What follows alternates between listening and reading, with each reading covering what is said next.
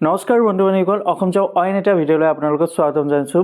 বন্ধুবান্ধীসকল, আজিৰ ভিডিঅ'টো হৈছে ডাইৰেক্টৰ অফ ছেকেণ্ডাৰী এডুকেশ্যন ফালৰ পৰা যিটো আবেদন মুকলি হৈছে তাৰে ভিডিঅ'টো লৈ আহিছোঁ। তো বন্ধুবান্ধীসকল, সম্পূৰ্ণ ভিডিঅ'টো ভালদৰে চাব, অলপ স্কিপ নকৰিব, নহ'লে একো বুজি নাপাব। তো বন্ধুবান্ধীসকল, এইটো জব নেম হৈছে পষ্ট গ্ৰেজুৱেট টিচাৰৰ।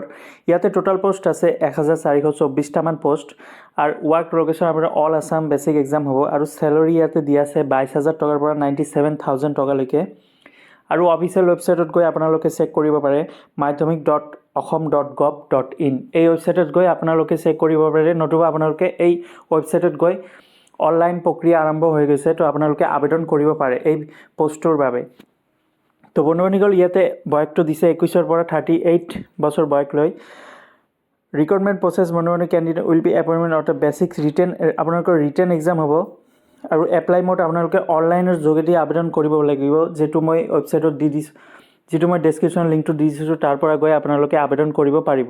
অলপ আগতে যে ক'লোঁ বন্ধুবান্ধীসকল, madhyamik.assam.gov.in এই ৱেবছাইটত গৈ আপোনালোকে আবেদন কৰিব পাৰিব।